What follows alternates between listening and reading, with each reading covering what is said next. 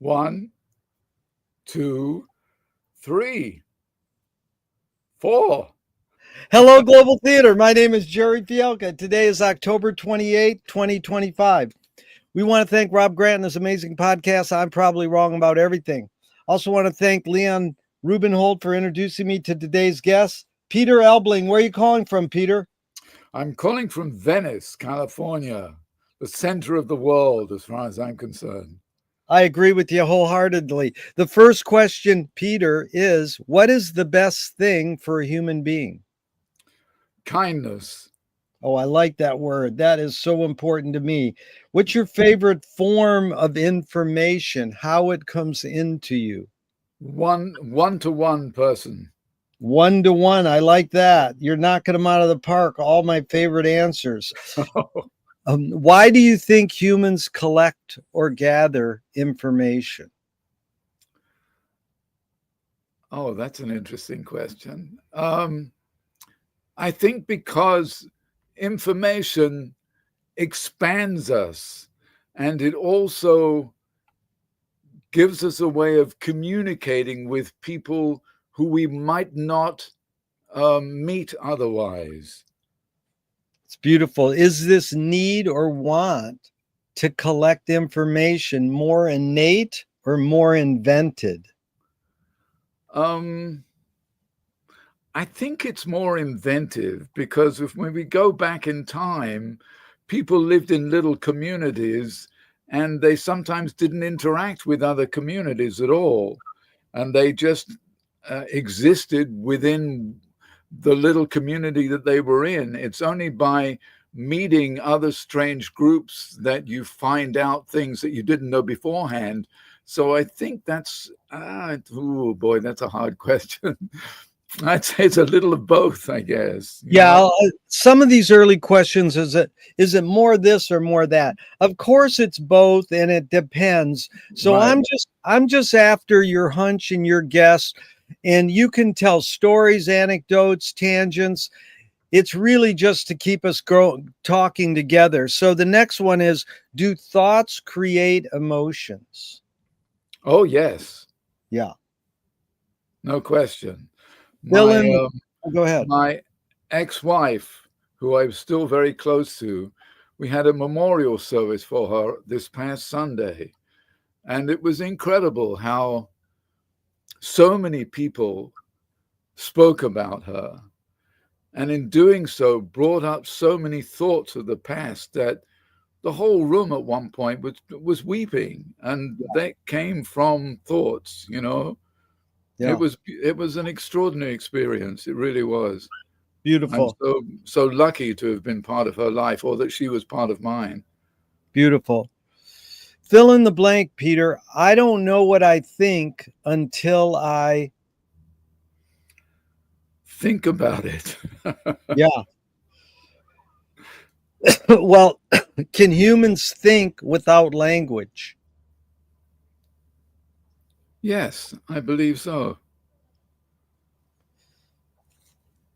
Chomsky says language is not just words. It's a culture, a tradition, a unification of community, a whole history that creates what a community is. Peter, what do you do when language doesn't work? When language breaks down, what do you do? Well, one of my first influences was Chaplin. Yeah. I started out very early on. I was a comedian, a physical comedian. So Chaplin was my idol. I would take my kids to see at the silent movie house week after week. We go and see Chaplin. So I think that, and I have experienced that too, physical attitude and have served me well in communicating with people who I didn't understand and who didn't understand me. And I think it's wonderful. I mean, one of my favorite, Marcel Marceau was one of my favorite artists. He could communicate all sorts of things without a word, as Chaplin did and Keaton did and Laurel and Hardy did. I mean, those were my idols from the early days, and they still are in many ways. You're talking all my heroes too. We're got a lot in common. Your observations of humans in general, are we more thinking beings or more feeling beings? I think we think too much. Yeah. I think too often thinking gets in the way. I like us when we feel more. It's And good. I think, I mean, given the current administration, I think sometimes we need to think more, but I think there's a danger in thinking too much. Yeah, it's interesting because Bridget Bardot says, when I make love, I don't think. I'm like, good luck. How do you turn your brain off? And people who meditate go, okay, now think about not thinking. And there's a bumper sticker on a car on my street. It says, don't believe everything you think. And I'm like, well, you could say, don't believe everything you feel. Yeah, well, I think both are true. Yeah. These two are from Alan Turing in the 50s. One is thinking a function of the soul.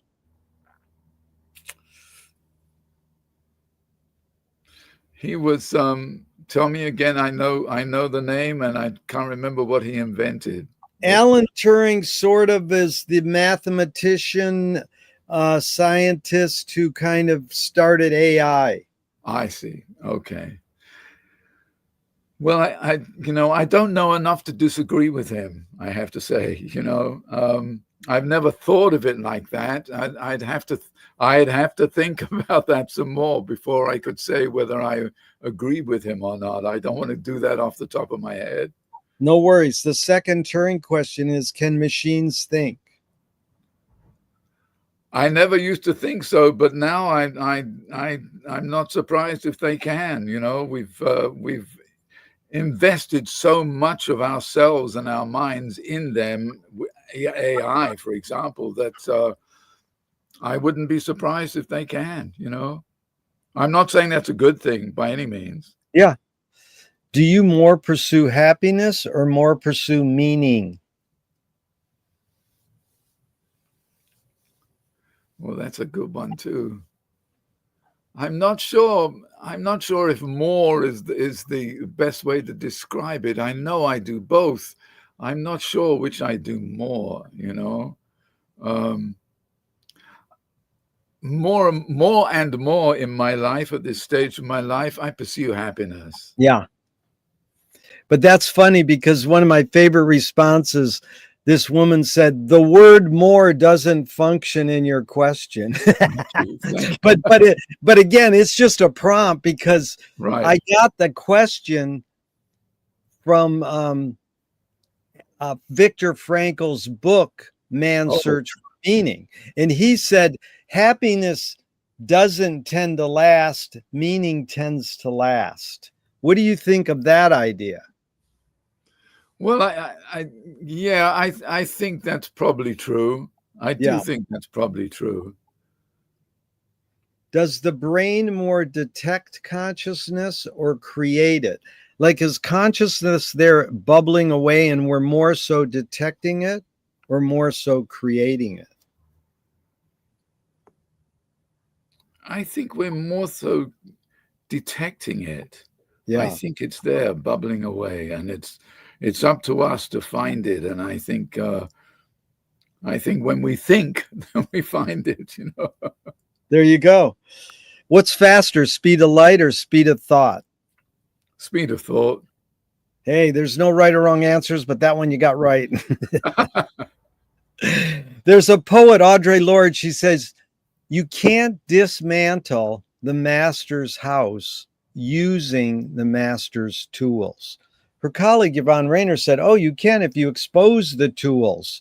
What new tool do you suggest? And it doesn't have to be tangible. Oh, I'd have to pass on that. I mean, that requires... Well, let me just put it in other words. Okay. I'm really asking, what tool do you most gravitate towards? Some of my questions I open with cue quotes. You don't have to apply them. You put it into the context you want. But I mean, in general, what's the tool you most gravitate towards? And it doesn't have to be a tangible.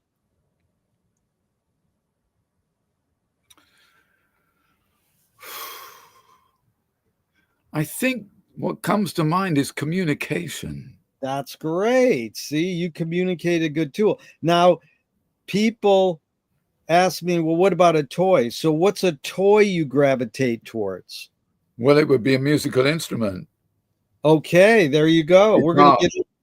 We're gonna get into music too. So, what do you worry about when you go to bed at night? Hopefully nothing. Nothing. I mean, that doesn't always work, but that's the intent, you know. I wake up at night thinking about things or worrying about things, but I think I go to bed try to go to bed with as clear a mind as I possibly can. Smart man. That's beautiful. McLuhan learned from the poet Ezra Pound that artists, musicians, they're antennas of the race, broadcasting and detecting the hidden psychic effects of our inventions so we might learn how to cope with what we don't like about our inventions. Oh, my goodness. So, Peter, I asked you the question Marshall probed his whole career. Why do we ignore the hidden psychic effects of our inventions, even though the artists are broadcasting them to us? Because I think often they're too painful. Too painful. Yeah. I mean, we're not sure how to deal with them, you know, or the general public or the non-artists, you know, it's too much to take in, you know. Do artists have moral obligation? Ooh.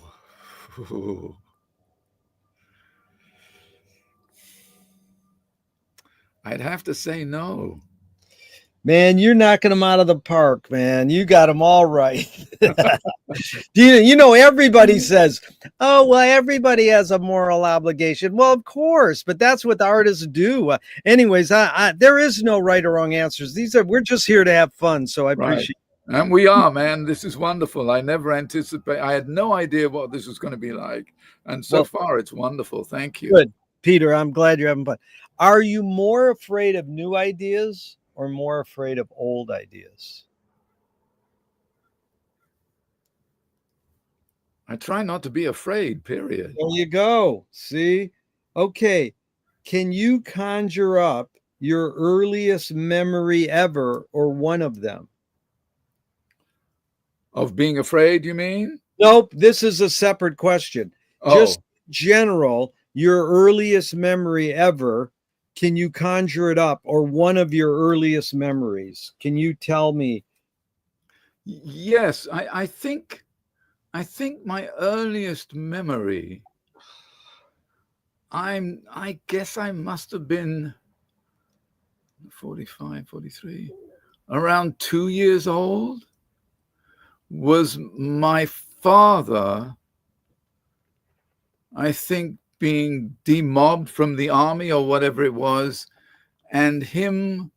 It's weird because when I have the image, it's like I'm looking at the picture with me in it, of me sitting, him holding me, and I'm sitting in his arms, and I'm looking at him and sort of crying because I didn't know who he was. You know what I mean? He had been in the army, and I didn't know who he was. And he had picked me up and was holding me, and I'm looking at him and looking at my mother with, who is this guy? Who is this guy? What city is that? That is London. London. Wow. It would have been 1945, something like that. So you're born in 43? Yes. All right. So my birthday's coming up very soon, about a month from now. Well, happy birthday. So is memory more a curse or more a blessing?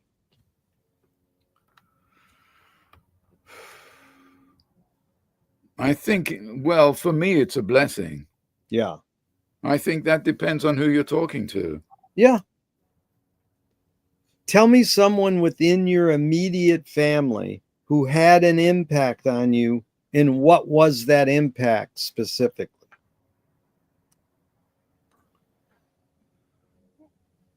Well, yeah, that's hard. I would, to pick out any person in particular,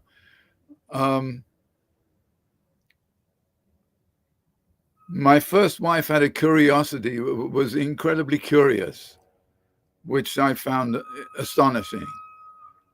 She was always searching and looking and find. This was in the early days. And my wife, who I'm now married to, has a serenity about her that I really admire, because I tend to fly off the handle at the slightest provocation, and she's always very serene and calm. And it's not to say she doesn't get angry, but I'm astonished at how calm she can be. It's beautiful. In the face of all sorts of adversity. Yeah, well, you're articulate and concise. I really appreciate this, Peter. The same question outside your immediate family, someone who had an impact on you, and what was the impact? Outside of my immediate family, oh my goodness.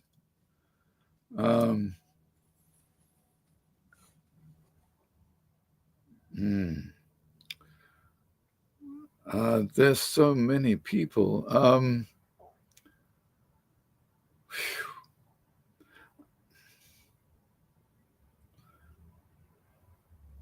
Some ways Dylan comes to mind. Okay, that's where we met at, my Bob Dylan. What did you think you mainly... Now, did you know him personally or ever meet him? Okay. No, I do have a strange... He once made a commercial for his whiskey, and I was in the commercial. In fact, I have to admit this is painful to admit. I was his stand-in. Why is that? You were standing. Was he there on the set? Oh, yeah. So a couple of times, or once or twice anyway, this is painful.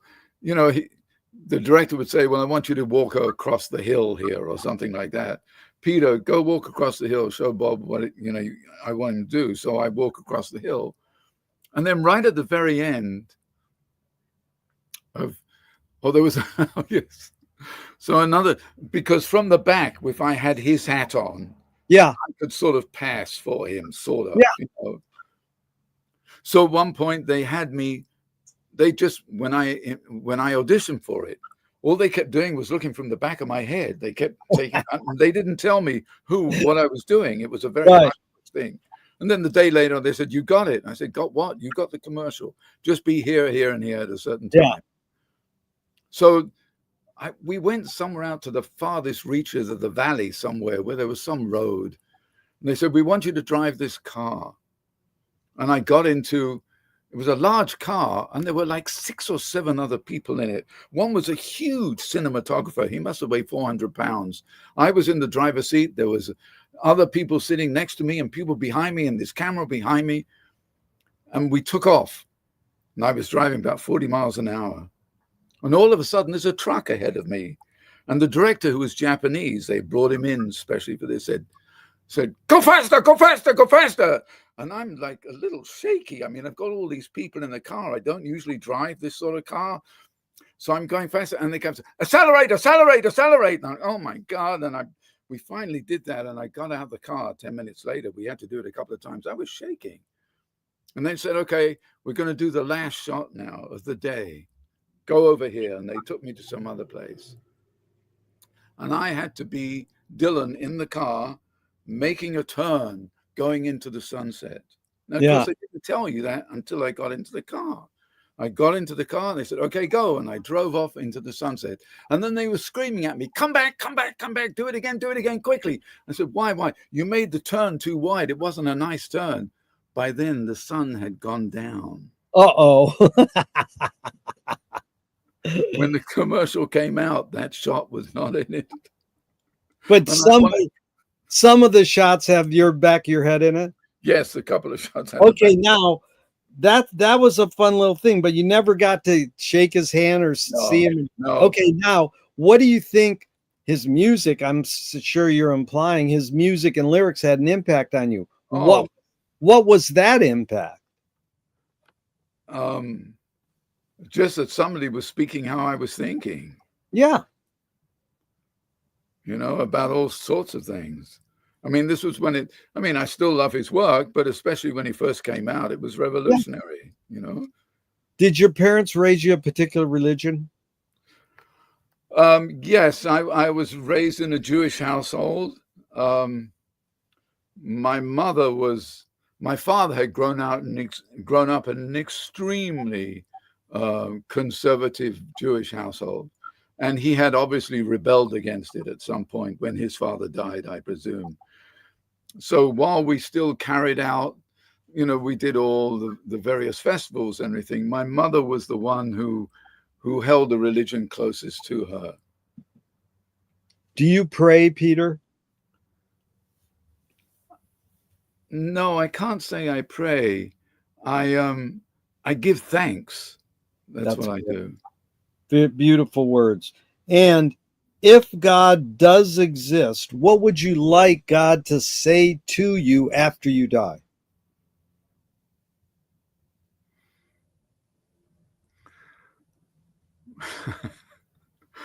I'm glad you didn't fuck up any more than you did. That is a good, unique answer. I've never had that, Peter. You are good. Do evil people exist, or does evil use people as a vehicle?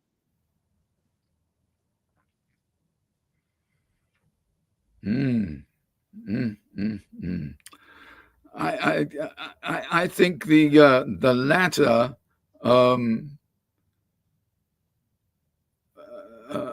Or put it this way, I think evil people have to be responsible for their actions. So I have a feeling that there are evil people, as opposed to it being an abstract that uses people.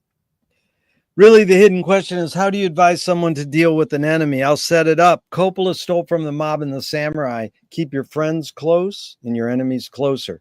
JFK said, forgive your enemy, but don't forget their name. Fellini says, I need an enemy. But it's Alan Watts saying, if you acknowledge your enemy, you empower him. That last quote, how do you respond to Alan Watts? If you acknowledge your enemy, you empower them. I see. I don't know if you. I have to pass on that. That's all right. The basic question is, how do you advise someone to deal with an enemy? Your friend comes to you and say, I'm being bullied or there's some problem. What advice do you give someone about dealing with an enemy? I think that also depends what the enemy is doing, saying to you. I mean, I think that there are times when you must confront people. And that takes courage. I understand that. And that's not always readily available, depending on who the enemy is. But I think that too often people do things in the world and they're not confronted with it. I must admit, when I heard that, for example, Trump and Hedgesmith, or whatever his name is, Headset, whatever, they wanted the reporters to sign some sort of thing saying they wouldn't speak badly about them. And the reporters, as one, all got up and walked out. Yeah. I mean, I think that needs to happen far more often. Hello. I'm sorry? I said hello. Yeah, you're right. Yeah, I mean, I think there are so many times, we've had so many circumstances where people have said things and other people have just let it slide. And I think when you let it slide, you give it power. There you go. But Nassim Taleb said games were created to give non-heroes the illusion of winning. In real life, we don't know who wins or loses, but we can tell who a hero is. Gregory Bateson says, when the criminal gets caught, does he go, whoa, my criminal skills weren't up to snuff? Or does he go, oh, I did something morally and socially wrong? So again, it's a lot of prompts. You can go wherever you want, but the basic question is, does punishment work? I think it can, yes. I mean, I've read any number of articles or life stories where somebody was arrested early on in life and incarcerated or had to do any number of different things as penalty, and it changed their lives. So, but there are other people who've spent years in jail and then they come out and they do something equally horrible that put them in there. So I think I don't think there's any one answer to something like that. Yeah. James Joyce was the first projectionist in Dublin 100 years ago. He basically checked out. He said, "This is stupid. Why should I go inside a building and see a movie of a tree when I can go outside and see a real tree?" Years later, Faulkner said, "Sometimes the best fiction is more true than journalism." Why do we have to recreate things in order to get them? Why do we have to go to a theatrical play of people acting out life? Why don't we just live life? Well, I think when you go to theatrical play, if it's a good play about life, you discover things that you may not have realized. It articulates things for you if it's a well-written play. I mean, sometimes when you watch Shakespeare, you watch Othello or you watch Hamlet in a really good production, it suddenly, oh my God, oh, I see now. And I think that's true of movies too. I mean, movies are an art, and the best movies are arts.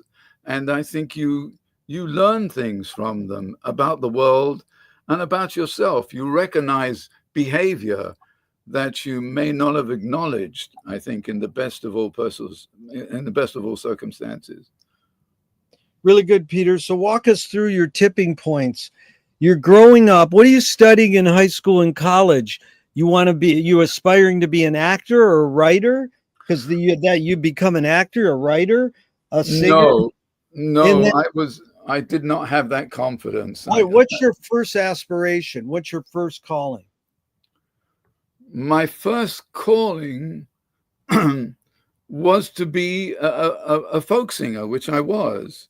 Okay, so let's go to that first. What was the tipping point? Who did you hear in what circumstance and go, "Oh, I want to do that"? I can't remember any one particular person. When I left school when I was 16, and I went into advertising for some reason, I have no idea right now. I think actually I saw a movie and it was exciting. But what I really wanted to do was to sing songs. And in those days, this would have been the late 50s, early 60s. There were folk clubs around London. Yeah. None of the names would anybody know here. But is it pre-skiffle or post-skiffle or during skiffle? It would have been post-skiffle. Post-skiffle. Did you grow up hearing skiffle much? Oh, absolutely. Lonnie Donegan was a big hero. Yeah. Okay. And there were several folk artists there whose names I don't remember, but who I admired a lot. And I listened to music of theirs. And at that time, rock and roll was not particularly interesting. And so I left home when I was 19, and I went to Canada and I became a traveling folk artist, actually. So you didn't go to college? No, we didn't have the money for me to go to college. Okay, let's go into that. As a singer-songwriter, you write music and you write the lyrics. Right. A screenwriting teacher told me great art, great music is when you can clearly see the intention of the maker. Kubrick says the opposite. Great art is when you can clearly not see the intention of the maker. When you're writing a Peter song, an original Peter song, what role does intention play in your creative process? It plays a big part. It plays a big part. I want people to, one of the compliments that I've received lately, which was delightful to me, was for people to say, "I really like your lyrics. I really get your lyrics." I like to think that I write pretty melodies too, but it was nice to have people identify, well, not identify, but to really appreciate the lyrics. And so I think, for me anyway, intention is very deliberate on my part. Marcel Duchamp said there's no art without an audience. How much are you thinking of your potential listener when you're writing your song? Oh, that doesn't come into it. Okay, McLuhan says everything we invent extends some humanness. Like knife and fork extends our teeth, shutter and a camera extends our eyelid, and maybe even non-tangible, say philosophy or religion, extends consciousness. What does the guitar extend for you? What humanness? Communication again. Yeah. When I play a melody and it makes me smile because I enjoy the melody, and people sing along, or people come up to me afterwards and say, "Hey, that's a beautiful melody." That's an extension of my soul. Yeah. What's the function of music? To bring joy. Really beautiful. I'm going to read some of these other ones. I've surveyed musicians for years. Okay. And you can respond to anyone that there is no function to music. That's Igor Stravinsky gave lectures. It means that John Cage said to soothe the soul and make it susceptible for divine intervention. I would agree with that. Mickey Hart, the Grateful Dead drummer, warning. It's a survival technique. You know, you hit the log and it means they're coming to get us. Dylan Buston said to dance. That too. Norman Zamchek, to keep us from going insane. Absolutely. David Moss, the sound of being alive. Yes. I would Now, agree with them all. Stravinsky leaves me a little cold. I'm going to run through these because these are evident, but I'm going to say them anyways. Entertainment, pleasure, express creativity, connection, community, ceremony, ritual, learning, stir emotion. Now we get to a couple I'm curious. Self-awareness. I'm not sure what you're asking me. I'm sorry. Yeah, is the function of music self-awareness? Self-awareness. Yes, definitely. Okay. Definitely. I write, well, I mean, I'll put it this way. Yes, because I sometimes write things that make me go, oh my God, I didn't realize I felt like that. There you go. Now this is, think of the audience. This one really blew me out. I'm not sure what it means, but my friend said to hypnotize people to be themselves.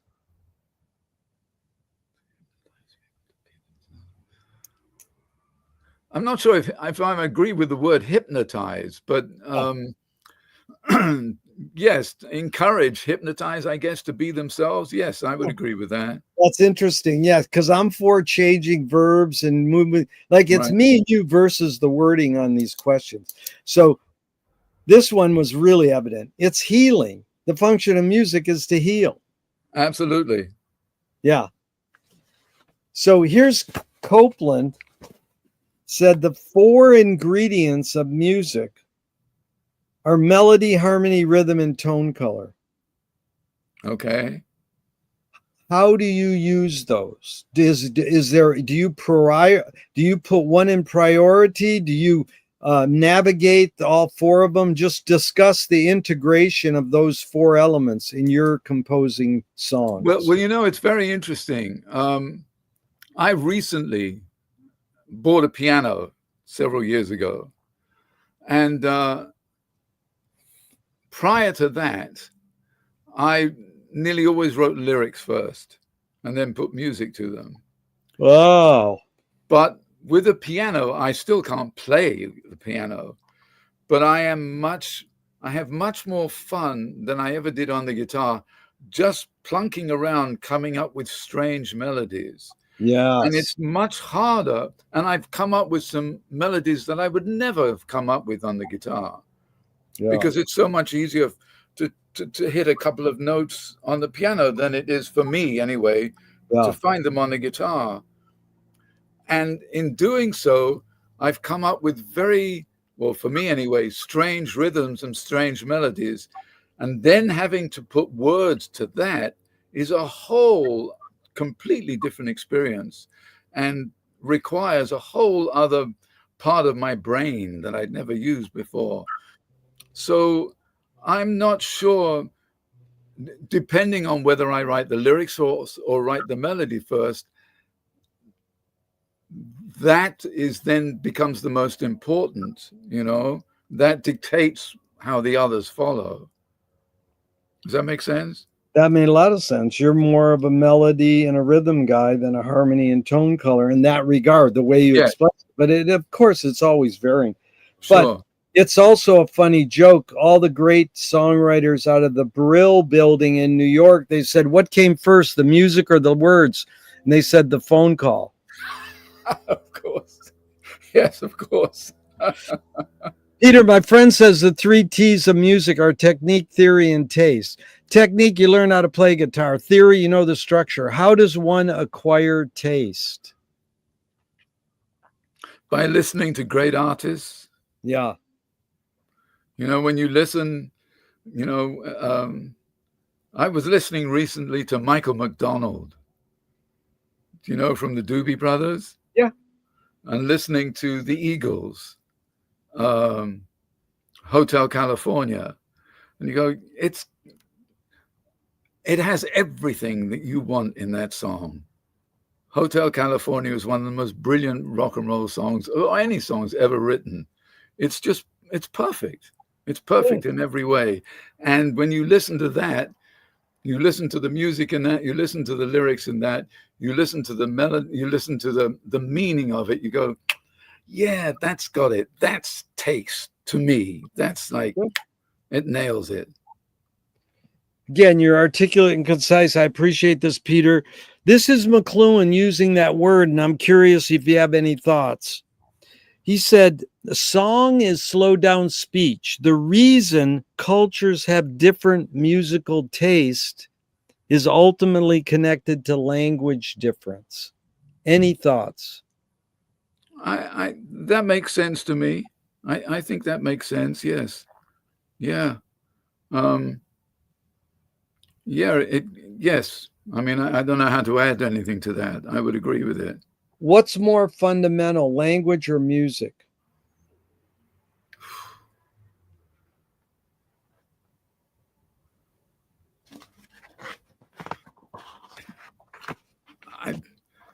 I think I'd like to say music. I'm not sure if it's true, but I'd like music to be. There's no rights or wrongs. That's fine. Right. Tell me the title of a song that makes you laugh.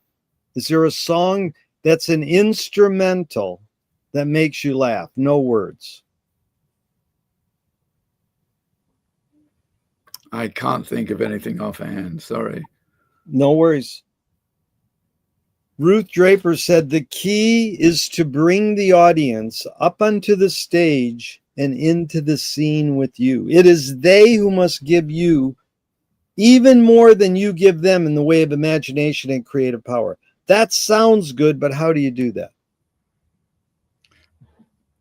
By expressing your soul when you perform. Yeah. How do you express your soul? That's a good way. You're telling someone express your soul. Well, how would you guide them? By you are so invested in the words and the melody, you are merely a vehicle for them. Yeah. So you are putting yourself out there in the form of the song. I think that's when you achieve that. Sometimes you walk off stage and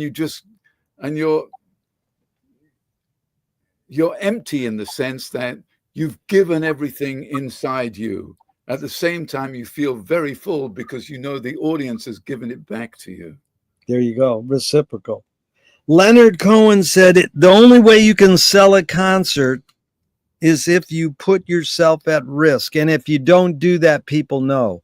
What role does risk play in your creative process? Oh, a big part, because you never know. I'm always trying to introduce new songs or new bits because I tell stories and stuff like that in between songs. And you never know what's going to work and what isn't. So it's always a risk. And that's what makes it exciting when it succeeds.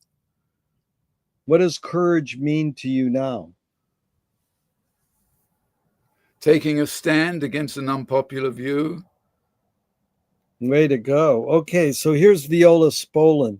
You know this woman, Oh, yes. I was part of Second City.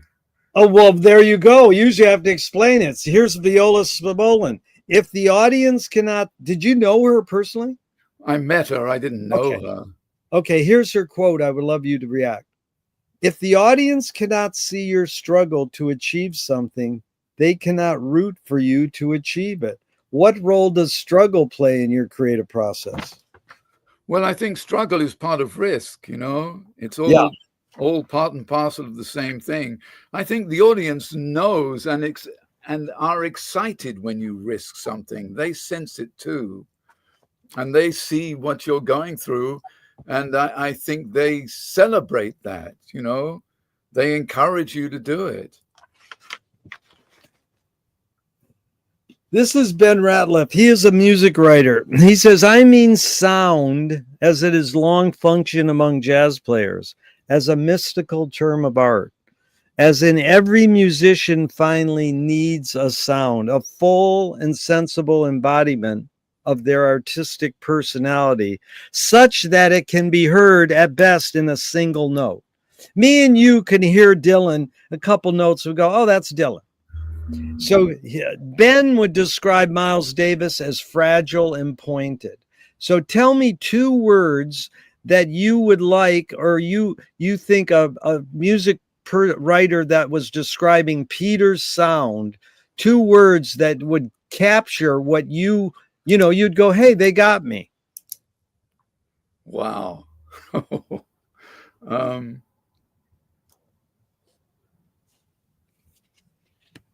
Beautiful and meaningful.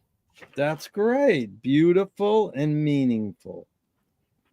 Okay, why is 4/4 the most commonly used time signature in Western music?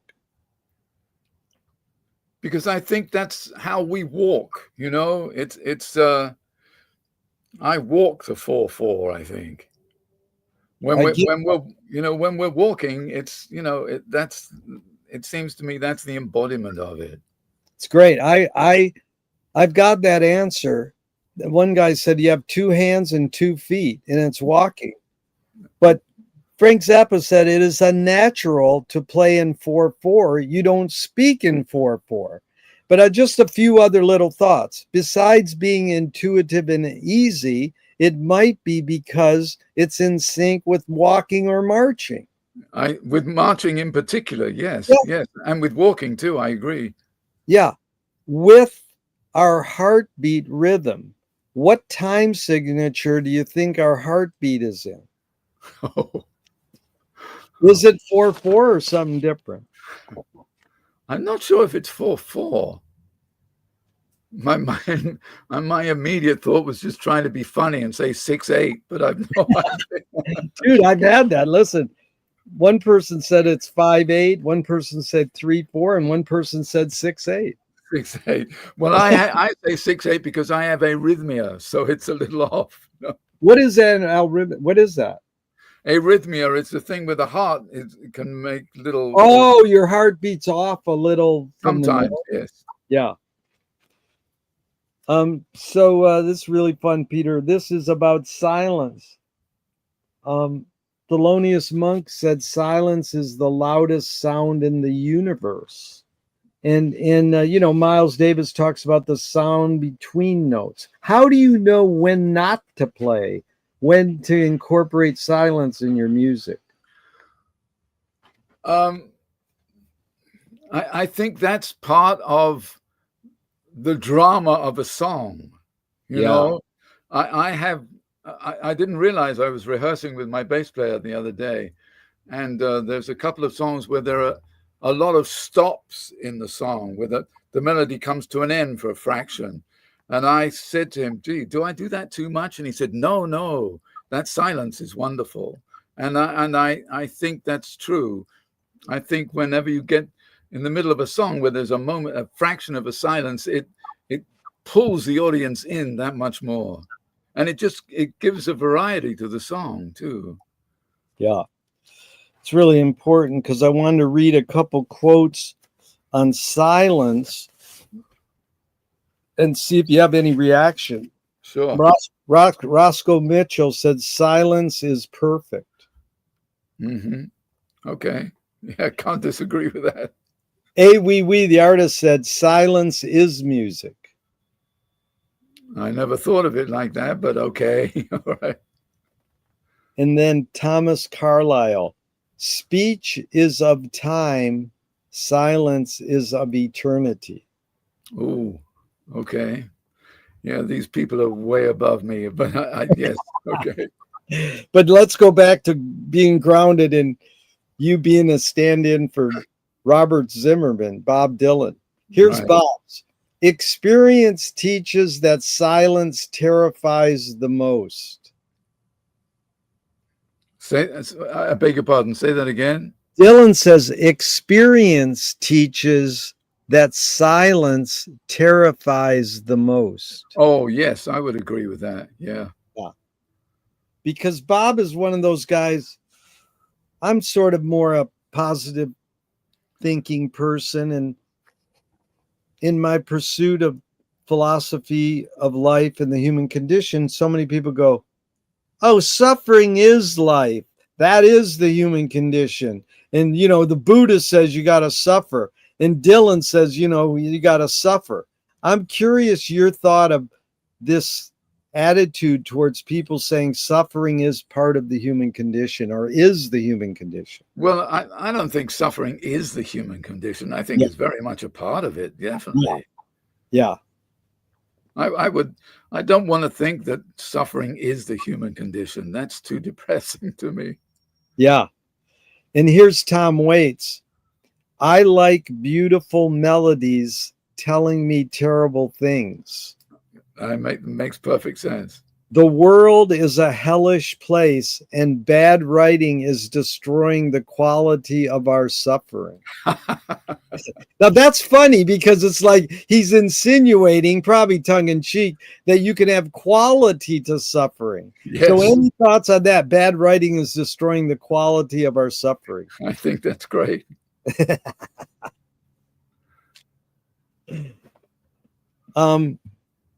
Let's see, where are we? This is fun. I'm going to go back to here and ask you, what is more important, conviction or compromise?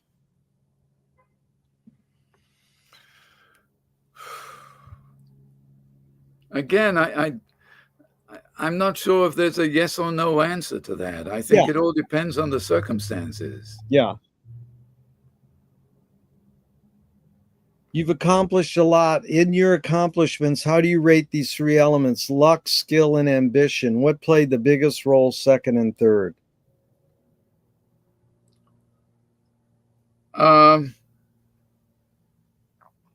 Skill, I think, first. I was never as ambitious as I might have been. And luck, I don't know. I think I tend to think those people who say, you make your own luck, I think that has a lot of validity. Yeah. The golf. I'm sorry, go ahead. Well, this golfer says the more you practice, the luckier you get. Yeah, exactly. Is that what you mean? I'm sorry? Is that what you mean by that? Yeah. But it's funny because I changed the wording on that question. It used to be, and I'll ask you this, is ambition based more on fear or joy?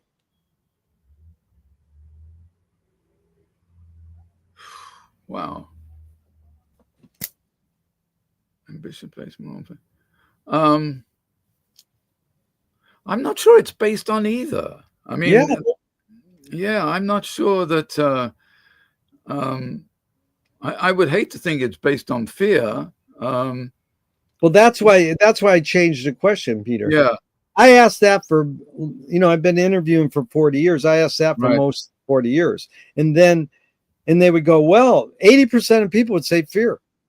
And then I read William Friedkin, the director of The Exorcist, and he said, in Hollywood, it's all ambition. It has nothing to do with skill or luck. I would agree. I would And agree then, with that. when I give people those options, luck, skill, and ambition, some people go, I don't like those options. How about purpose, destiny, Right. persistence, That necessity? makes sense. Yeah, sure. There's other ones. What do you think the motive of the cave artist was? Just to express himself. Yeah. Well, that you have ESP because that's the next question. Two of my film heroes say that there is no self-expression. Jonas Mekas, or they go, ignore yourself. And in fact, Cecil Taylor, great jazz pianist, says, I'm just a vehicle and this stuff just comes through me. So is art making, music making more self-expression or more your vehicle for whatever technologies, cultures, and environments are dominant? I would like to think this the second. It's more a vehicle? Yeah. Yeah. Can art making be egoless? I'm not sure about that. I think ego, I think you can reduce the involvement of the ego, but ego less, I don't know. I don't know. Ego less, you might not get out of bed, you know. It's like Is perception reality?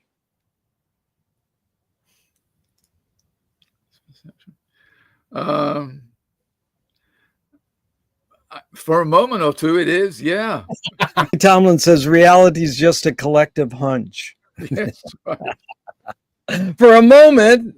For a moment, yeah. Then no, I woke up and it's like Okay, T.S. Eliot said poetry is outing your inner dialogue. What language is your inner dialogue in? oh wow, what a great question. What language is my inner dialogue in?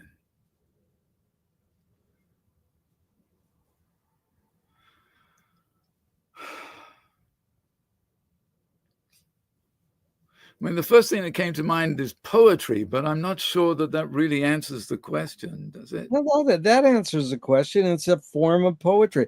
In Yeah. fact, you know what Gary Snyder said about poetry, I love, is he said, the role of the poet is to see the world without language, then put that seeing into language. Wonderful, wonderful. That's what you say.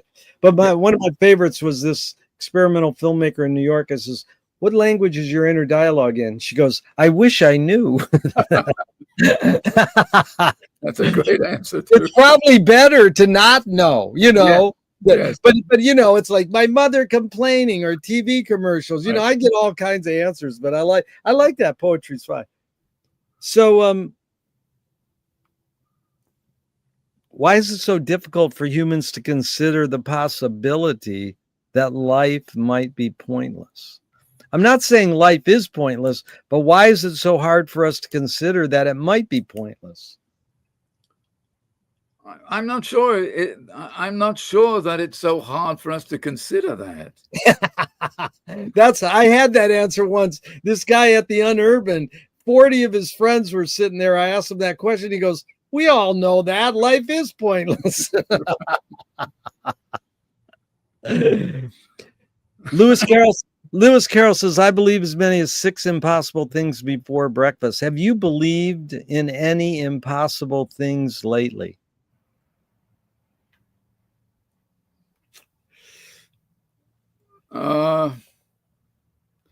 We'll put it this way. There are certain things I don't want to believe that they're impossible. Yeah. Does that make sense? That you're flipping it to making, you want to. Yeah. Tell me one major element since you were like 19, you started off your road to being a folk singer and a writer, actor, storyteller. One major element of Peter creativeness that stayed the same and one major element that's changed. I think one major element that has stayed the same is finding the humor in a situation. Yes. And one thing that's changed, I think, is just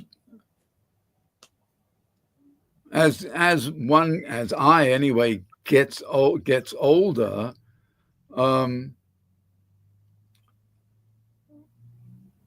I just read somewhere, judge less, think more.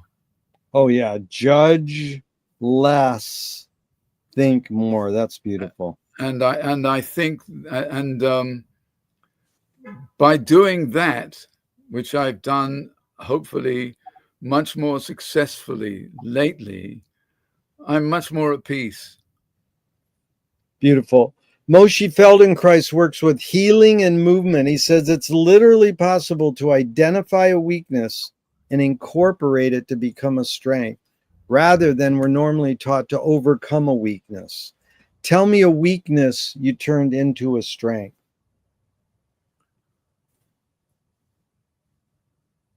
A weakness I've turned into a strength.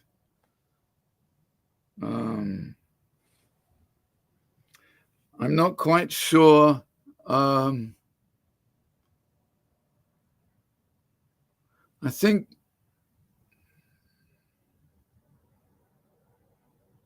it's something to do with listening, but I'm not quite sure how to shape the answer. You mean early on you weren't as good a listener, and I was a terrible listener. then you developed to become a good listener because you already knew you weren't a good listener. Exactly. There you go. Thank you. Yeah, that's like, how do you turn a rejection into a redirection? Right. A breakdown into a breakthrough. That's the main thing McLuhan learned from reading Finnegan's Wake by James Joyce. Beautiful. Okay, fill in the blank, Peter. Anger can be a productive emotion when... Oh boy. Anger can be a productive emotion. Well, you touched on it earlier. You're saying, well, my wife is serene, but she can get angry. And I was going to say, well, I was going to shoot that question, and then I says, no, I'll wait for it later in the script. But okay, when you see a wrong being committed, and that nobody's doing anything about it, or that you have to prevent it from going any further. Yeah. Do you mean to take action? To take action, exactly. Yeah. I asked my friend who wrote comedy with Robin Williams, can satire be destructive? He says that's the job of satire. But if me and you do a cartoon in a certain country and they kill us, then we might think dying is destructive. But Swift compared satire to a mirror in which people could see every face but their own. What's the function of satire? To show us all how guilty we can be of ridicule, you know. Yeah. To expose our fallacies to us. Yeah. What's the function of laughter? Oh, to sweep away all the debris in our lives. Nice. That's creative. You're a wordsmith. That's wordcraft. Sweep away debris. That's good. It's like the emperor's wearing no clothes and you're the street sweeper, you know. Exactly. But McLuhan loves to quote Steve Allen, behind every joke, there's a grievance. Let's even drop every. Behind jokes, there's a grievance. Any thoughts on that? I was on this is Steve Allen? Yeah.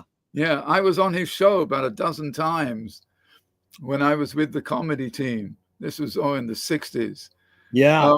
I didn't get to know him very well at all. I mean, he was the host and we were a guest. But even then, I watched a lot of his stuff, and yes, I think he's right. Yes, behind every joke, there's a grievance. Is that? Yeah. Yes, that makes sense to me. But also, it was back to Gurdjieff said, laughter is the reconciliation of yes and no. Okay, all right. You know, but we've had this slew of what's called satire news. I mean, you knew this being in your comedy groups. that was the week that was the first one. Sure. Yeah, and then we've had this. It was called fake news, and now it's changed. That's called comedy news. Sure. Does it more activate or more pacify? People get their news from Colbert or Jon Stewart or whoever. Does that more activate or more pacify people? Hopefully it more activates. Yeah. You got high hopes, dude. Are you more an optimist or more a pessimist? For a long time, I was a pessimist. I believe I'm an optimist now. What turned you around? Age. Wow, because that's funny. They asked McLuhan, "Are you an optimist or a pessimist?" He says, "I'm an apocalypse. We're fucked." Now he didn't use those words per se, but if you studied the word apocalypse, etymologically, it means to reveal. Oh, so it's like we're in the Wizard of Oz, and we're artists are Toto. They're the atomic dogs pulling the curtain back and just saying, "Hey, there, you look, right. see what's happening behind the scenes." Peter, what's the most significant difference between men and women, physical aside? I think just because they give birth, women are more feeling. Yeah. What caused matriarchy? I'm sorry? What caused matriarchy? What caused it? Yeah. I have to pass on that. I'm not sure. Well, I think you already answered. Women are more feeling. More feeling, yeah. Yeah, Okay. it's like, why would we have men running the world, running the community, when you want to have the one who gives birth with feeling? Right, right. There's a line that goes, "You create what you resist." The comedian Bob Goldthwait morphed it into, "You are what you hate." James Joyce said, "It's a curious thing how your mind is super saturated in the religion in which you say you disbelieve." And Louis Buñuel nailed it. He said, "Thank God I'm an atheist." So I'm curious your thoughts, Peter, on this line. You create what you resist. I'm not saying you, Peter. I'm saying one creates what one resists. I mean, that's the first time I've really ever heard that. That would take a little more thought and time to really examine my life and see how if in fact I've lived by that, or consciously or unconsciously. I couldn't answer that right now. Yeah.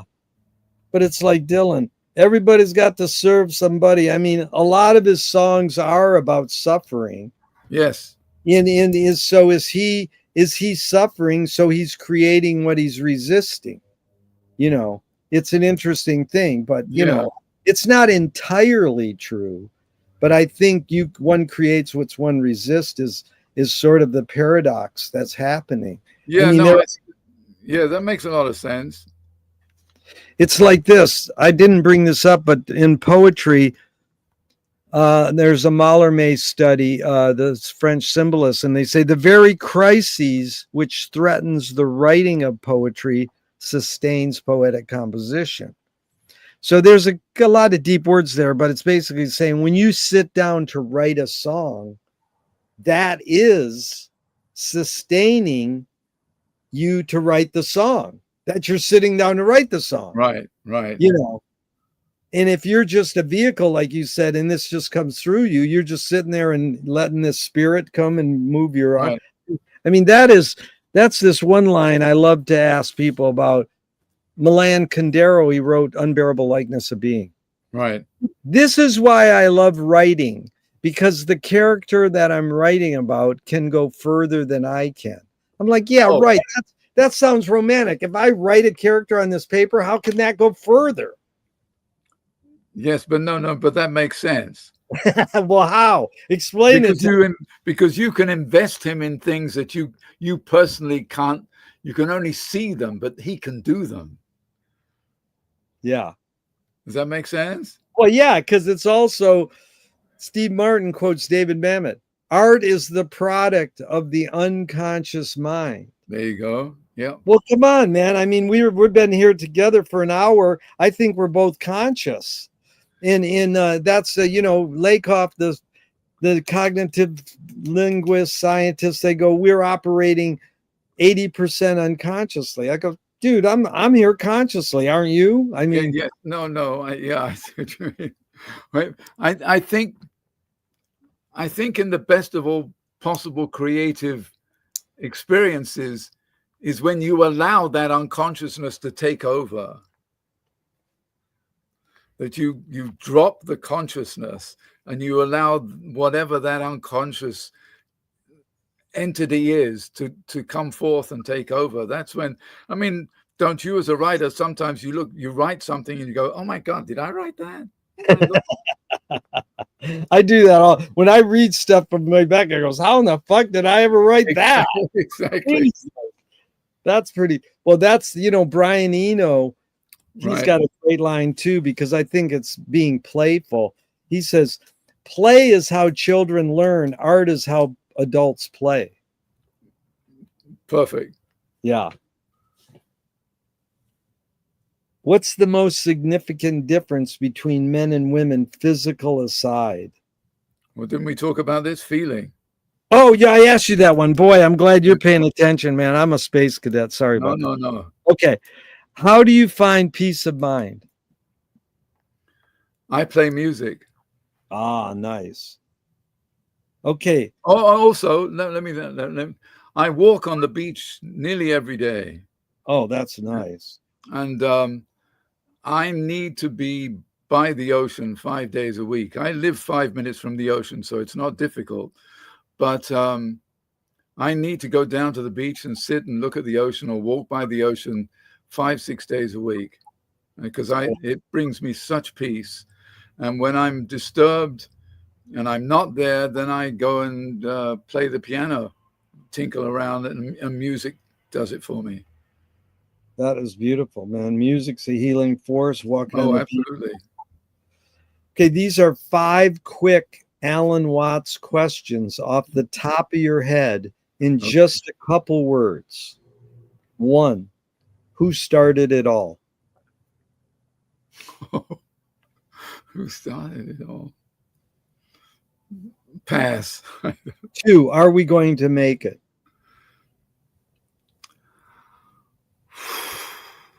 Not in the form we're in. 3, where do we put it? Here in our hearts. In our hearts is my favorite answer. Thank you. 4, who's cleaning it up? I wish I knew. 5, is it serious? Yes. Which way should toilet paper come off the roll, over or under? Over. If a publisher was going to release your autobiography off the top of your head, what would the title be? It's never too late. Nice. They want to scent the glue in the binding of your autobiography. What smell? Oh. Scent the glue in the binding of my autobiography. Oh, boy. I have to pass on that. They want to build a statue in your honor. Where would you want it displayed, and what would it be made of? Oh, I'd like it to be displayed on the beach, and it would be made of sand, because I don't think those things should last. Beautiful. Tell me, Peter, tell me something good you never had and you never want. Something good I've never had and never want? $1 billion. 3 answers I get the most: money, fame, and heroin. If you were in a vat of vomit up to your neck and someone Say again. If you were in a vat of vomit up to your neck and someone threw a bag of shit at your face, what would you do? my first inclination would be to say thank you, but I do get that answer sometimes. Thank you.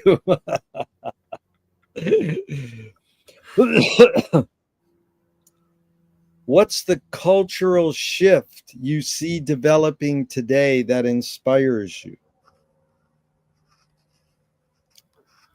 the cultural shift. That's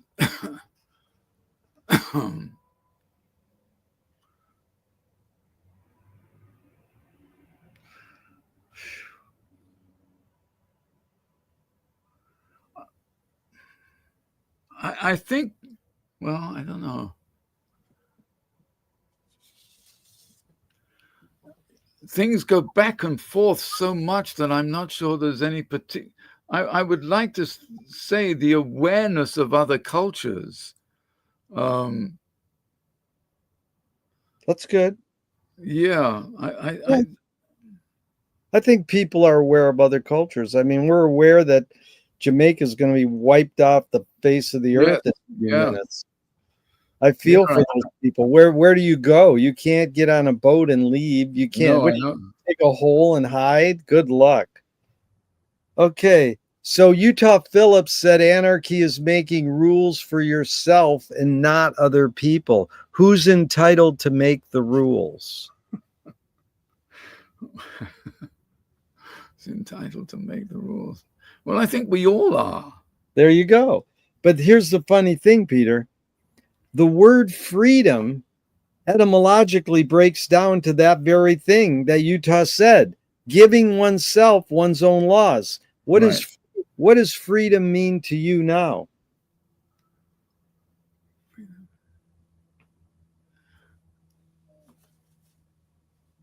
To me now, it means to have the ability to take care of others who need it. Nice.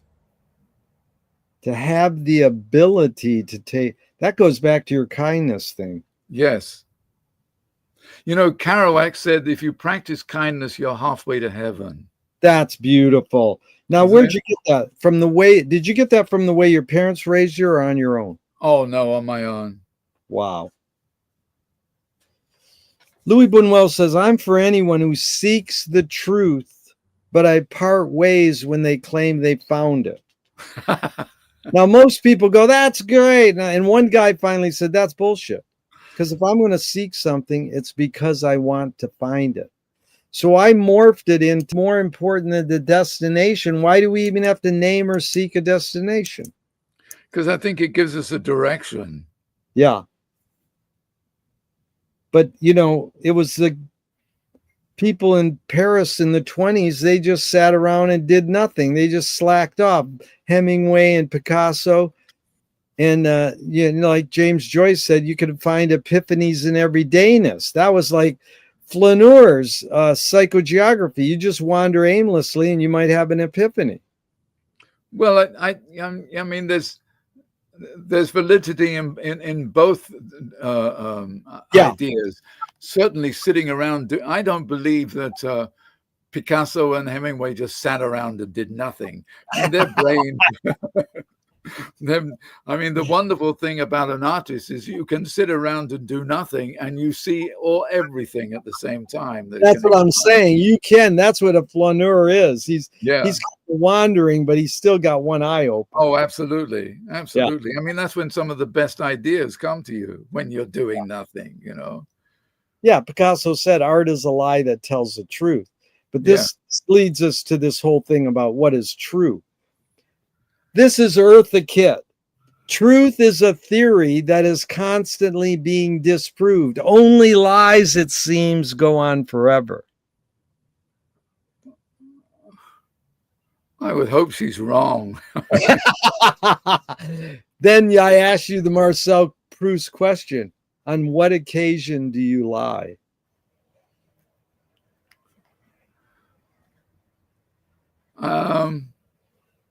I think there are occasions when you lie when, I'll put it this way. I'm not sure that there are always times where it's necessary to tell the truth. Yeah. You know what I mean? Well, that's the Marcel Proust questionnaires at the end of every Vanity Fair magazine.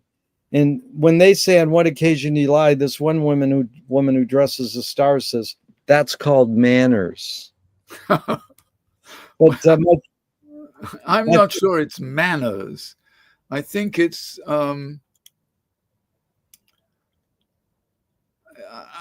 I know from experience. I was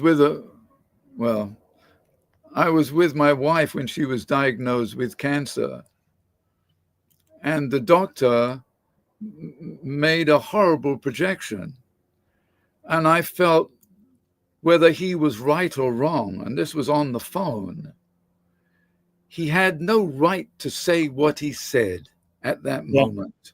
Yeah. He didn't have to lie, but he wasn't in. You can't project 10 years ahead of time. Yeah. And know for certain something's going to happen. Yeah. So I felt it would have been, and even if he did, I didn't think that was the time to say it. You know what I mean? Exactly. Wow. How long have you been with your wife? We've now been married since 2007, almost 20 years. How do you explain the longevity? She's tolerant of me. Tolerant.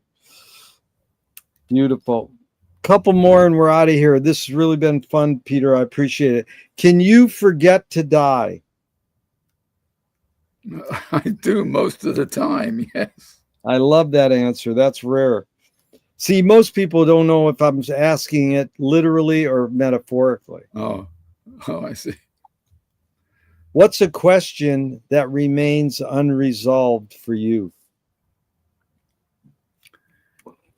I think it would be the existence of a superior being. Yeah. Well, you know, the great Venice resident Paul Krasner said, I only believe in reincarnation in one of my past lives. How has playing music, writing songs shaped your behavior? I think it's made me appreciate the people who listen to me much more than I used to. Yeah. And their and how they are moved or not moved. I mean, what affects them? That I'm moved by that. Beautiful. Does that make sense? I hope so. Yes, it makes sense. I tell you, you're articulate and concise. Here's Thornton Wilder, the playwright, 1928. Art is confession. Art is the secret told. But art is not only the desire to tell one's secret, it's the desire to tell it and hide it at the same time. You've laid your cards on the table for 80 minutes. I'm not insinuating you haven't already answered this. What's it really all about for you? For me, it's to express those things that I feel inside me in a way that I can communicate with other people so they know who I am. Yeah.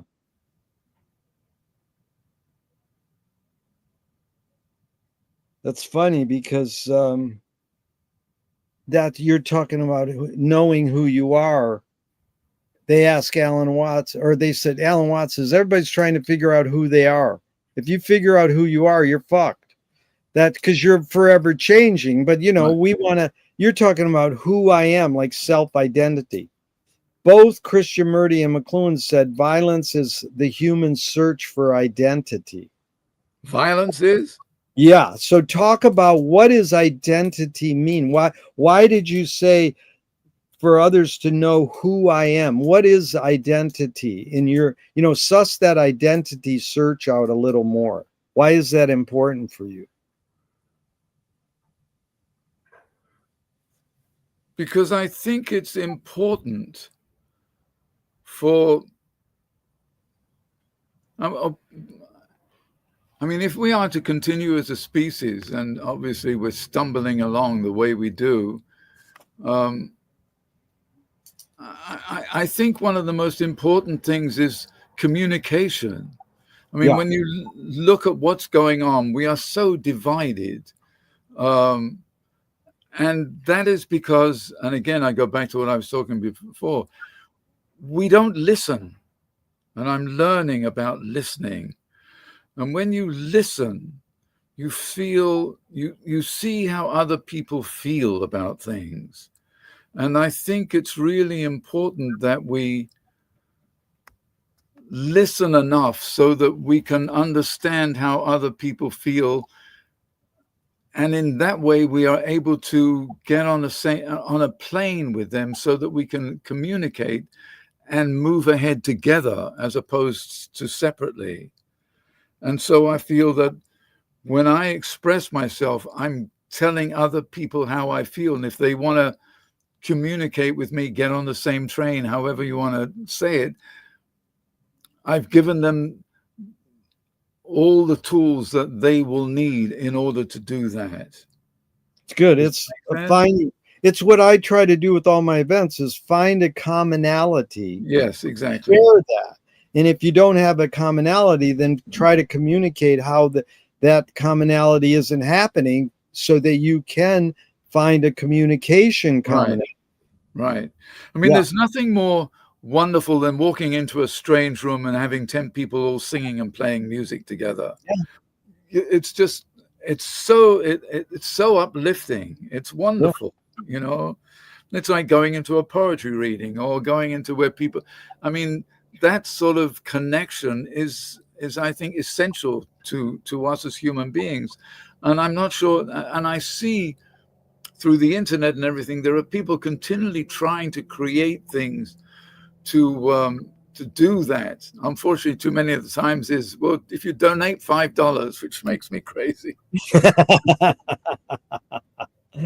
Finding a commonality free of charge. And it's even, it shouldn't. It's like McLuhan's favorite line is, the Balinese have no word for art. They do everything as well as they can. Right, We should just communicate and share, because that's the human thing to do. I mean, I wrote an article recently called "Can Art Stop War?" And it's based on Maria Gambudis and Rian Eisler, Chelsea and the Blade, these anthropologists who said, no, we're more hardwired to cooperate than we are to fight. I agree. Now, then people go, no, there's that word more again. You're saying more. No, if you have an attitude, women should run the world, and they gave birth and they will nurture, and men think they got to fight. It's like, no, get over it, dude. Right. Find conflict resolution without military. That's a no-brainer. I would agree. I would But good agree. luck. Okay, what gives you the most optimism? Walking on the beach. Nice. Peter, the first question I asked you is, what's the best thing for a human being? Wilhelm Reich said the best thing for a human being is another human being. And the last question is what they asked Groucho Marx at the end of his life. What gives you the most optimism? And he said, other people. Sure been fun spending this time with another person, especially because it was you. Thank you so much, Peter. Oh, thank you so much. I had no idea what this would be like, and I cannot tell you how much I've enjoyed it. That's what it's all about, having fun and communicating. Your words, being kind.